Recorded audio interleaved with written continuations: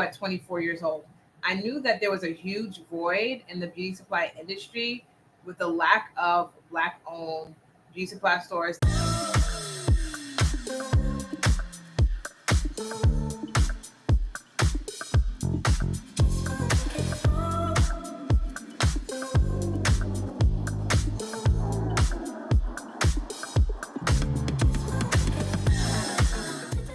How's it been, guys? How has your year been so far? How has your year been so far? Let's talk about it. Also, if you have a store, let me tell you a little bit about summer season and seasonality and what you can do to help your store during the summertime. I'll talk about that. But before I get into all the tea and all the gems for today, let me just introduce myself. My name is Janice Fredericks. I am the retail genius, and I help aspiring entrepreneurs break into the beauty supply industry so that you can be the change that you want to see in this industry. So that is about me. And if you're new to my YouTube, we have a lot of new YouTube followers. Welcome, guys. Thank you for following me. I love to talk about everything retail, particularly in the space of beauty supply, because that is where I got my start in retail. So I got my start in retail by opening a beauty supply store. This was 15 years ago. I can't believe it's been 15 years, but almost 2 decades I have been in the beauty supply industry. So I started in 2010 in Queens, New York. I was only 24 years old. But here's what I knew at 24 years old. I knew that there was a huge void in the beauty supply industry with the lack of Black owned beauty supply stores that gave good experience, that gave good knowledge, customer service. And I found myself in the average beauty supply store every week or so, every paycheck, just spending in a beauty supply store. I just loved it. But I did not love the experience. I didn't love not being able to feel valued, not being able to get my questions answered, not being able to have conversation. And so I just decided to be the change that I wanted to see in this industry. And I decided at 24 years old that I was going to take a leap of faith and get into beauty supply. And so I started mentoring with someone. I found someone with a beauty supply store, a dude across Queens, and I started mentoring with him. We kind of did bartering, is what I should say.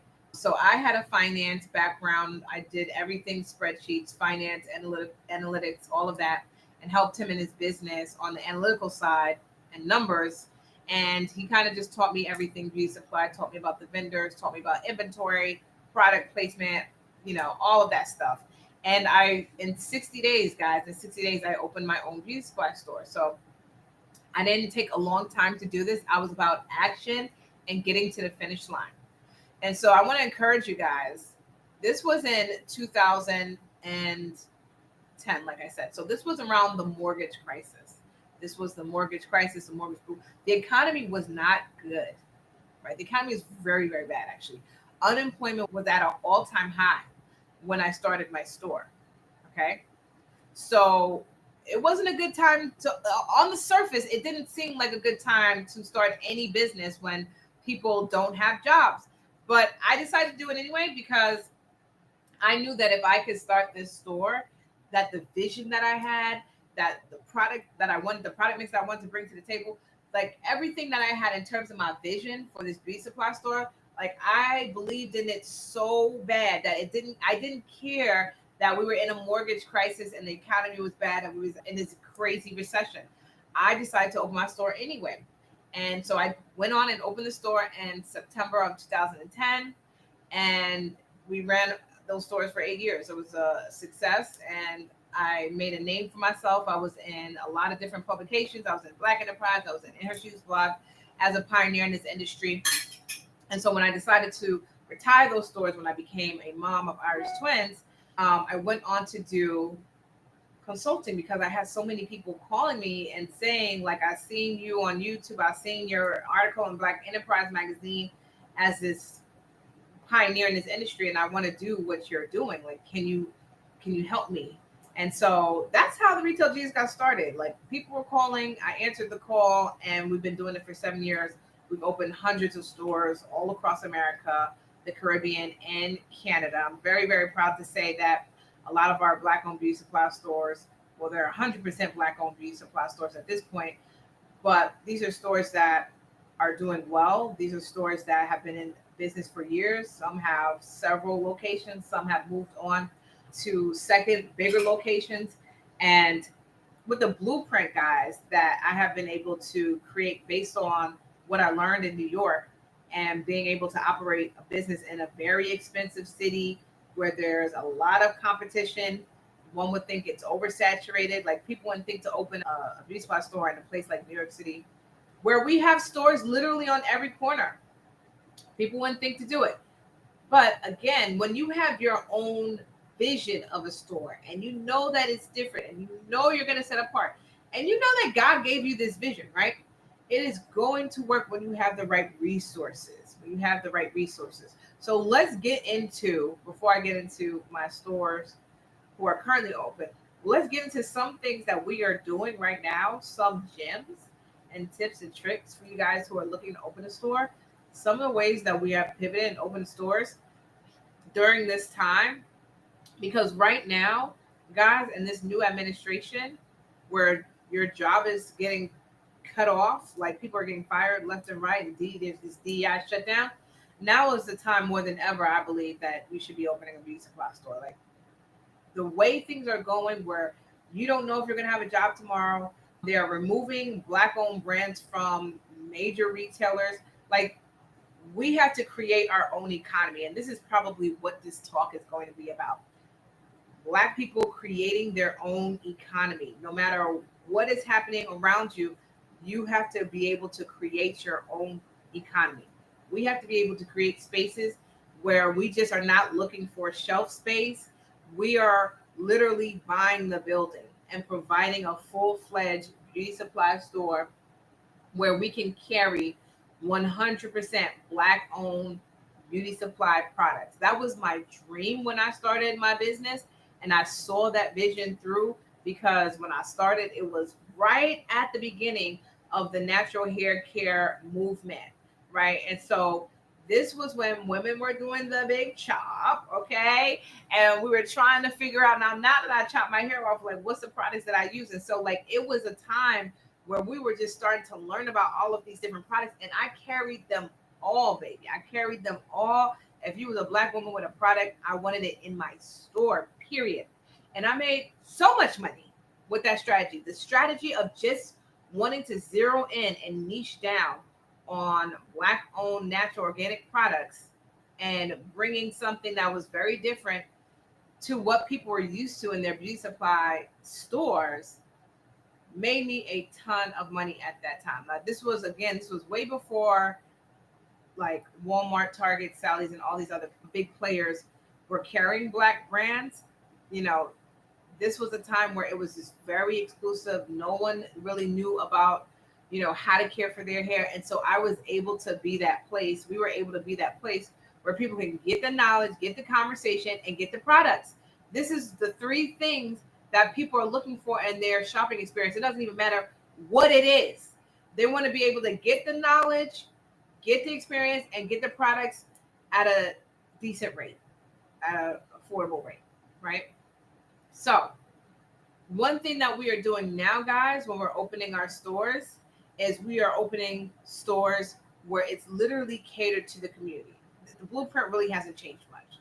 Like making sure that you guys are going out and you are doing your surveys, okay? That is one of the biggest ways to figure out what products to carry in your store. Because here's the thing, I have talked to a lot of people who have spent maybe 100,000, 200,000 on products with big stores, and they're failing because they bought the wrong product. They invested in the wrong thing.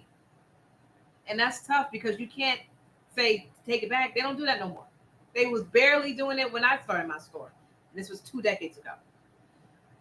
Getting your product mix right and dialed in 2025 is going to be what is going to set a lot of stores apart from the ones that succeed and the ones that fail. Okay. You have to get your product mix right. You have to get your product mix dialed in. And the way you do that is by getting yourself out there in the streets, doing surveys and in your community. This could be surveys at local hair salons, barbershops, supermarkets, nail shops. You just need to be out there, right? Another way to get these surveys done is by going and doing events. Now, I tell my clients all the time, you need to be on Eventbrite, you need to be doing these events, and this is where you're going to get these surveys done, right? But guys, you have to make sure that your inventory list, your product mix is what we call it in my group. Your product mix is dialed in specifically for your community. You don't want to be buying products and you're just like on Instagram just trying to figure it out. Like you have to get the data from your community. The data will speak for itself. Okay. Second thing is the funding, right? A lot of you guys don't understand the funding game when it comes to small business, especially a brick and mortar business. There's funding for brick and mortar businesses. There's funding for a lot of different businesses. But when it comes to a brick and mortar business, there are specific programs that are out there. You have to meet the criteria, though. I've been talking about this criteria ad nauseum. You have to meet the certain criteria. So the program that we use with our clients is called the SBA 7A program. And with most of those programs, you have to have a baseline of like making 40 to 50K in your job and have a baseline credit score minimum of like 620, 650, 620. Now, a lot of our lenders that we have worked with, like one-on-one, we have seen credit scores as low as like 620, like low six. But if you know that you are in the fives, you need to start working on your credit to get it up to minimum 620 so that you can get into these programs where they will fund your beauty supply store. But you got to make sure the credit is right. You got to make sure the credit is getting up there. You got to pay down the debt, send out the letters to whatever collections, guys, and get your score up out the 500s. It is time to get up out the 500s. It is time to get your credit score out the 500s, my people. Period. Okay. Those are the two things. You got those two things, DM me. You got those two things, DM me, book a call with me so that we can get you started in one of our programs. Okay. Third thing is now finding a space, right? You need to make sure when you're finding a space for your beauty supply store that the space screams convenience. Now more than ever, people are literally buying a lot of stuff online. They don't got time. So if you have a store that's in a location that is inconvenient, it don't have parking, it's in an area that no one wants to go to, it's going to be a problem. So the name of the game right now when we're looking for spaces for our clients is convenience, is foot traffic. Because again, people do not want to leave their house these days. If I can get it online, I'm going to get it online. I'm the same way. So if I am leaving my house and I have to go to a brick and mortar business, it has to be convenient, guys. And that's not just to the location, it's also to the hours. But I've talked to you guys about this before. Some of y'all are playing yourselves when you come up with these crazy hours for your beauty supply store. Let's not reinvent the wheel when it comes to hours for your beauty supply store. It is 10 to 7. It is 9 to 7. That is it. 6 might be too early. If you're in a city like New York City, we closed at 8 because people got out of work late. New York City is a city that doesn't sleep anyway. And so we were still getting customers up until 8 p.m. Right? So we had a longer runway. We was open from 10 to 8. But guys, understand this. The longer hours you have, the more opportunity you have to make money. So convenience also goes into your hours. It also goes into the holidays that you choose to have off, which it shouldn't be many. It should just be a couple, handful, Christmas, New Year's, Easter. That's it. You need to be open 4th of July, y'all. 4th of July is this week. You need to open 4th of July because people will be shopping 4th of July. They'll be getting their beauty stuff 4th of July. So you need to be open 4th of July, Memorial Day, Labor Day. These are the major shopping holidays, guys. And a lot of you guys make the grand mistake of closing your store because you want to be at the barbecue so bad. You want to be at the barbecue so bad that you close your store, you miss out on that money for the day. And then when people actually come to your store because they're assuming that you're going to be open and they come to a closed store, when someone comes to a closed store, they are not coming back, not even your mama. So the third thing, guys, is convenience. The name of the game for retail is convenience. The name of the game for retail, it doesn't matter what industry you're in, Type it in the chat if you're with me. The name of the game for retail is convenience. Type it in the chat if you are paying attention. Type it in the chat if you are picking up what I'm putting down. The name of the game, because y'all, I'm telling you guys, a lot of y'all be playing yourself with these hours. I'm open 10 to 5 Monday and Tuesday. Then Wednesday and Thursday, I'm open 9 to 4. And then Friday and Saturday, I'm open 9 to 7. And then Saturdays, it's crazy, guys. No one is paying attention to it. You lost me at the second round of hours. And now I'm just going to where I go to. Now I'm just going to Target because you're making me think too much. You don't want to make your clients and customers think too much when it comes to shopping with you and spending money. They don't want to be thinking, oh, is she open? Is it her early day? Is her late day? Is she closed? No one should be closed. No one in America should be closed. Everyone should be open 7 days a week. And I'm going to wrap it up right there with the hours. Okay.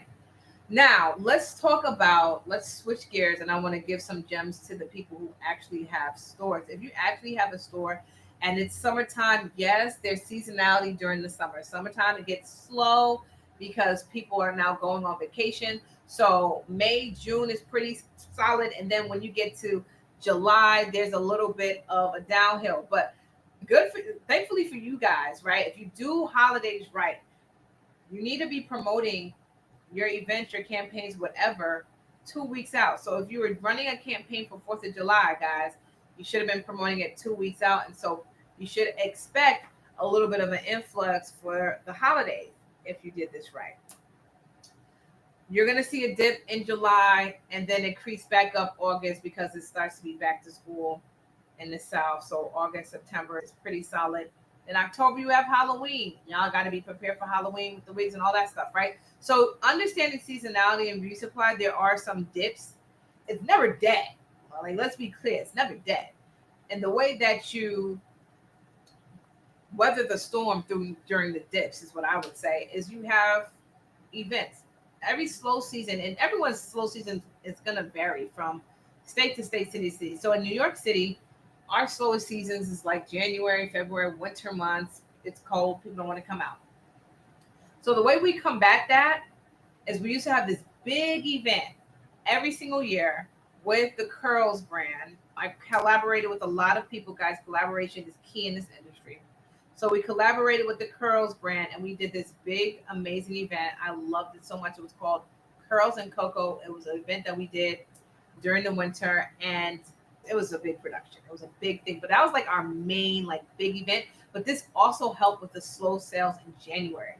So when you're thinking about when it's slow, this is when you want to start kicking in events, doing different things, bringing in hairstylists, different brands, just things to drum up foot traffic for your store.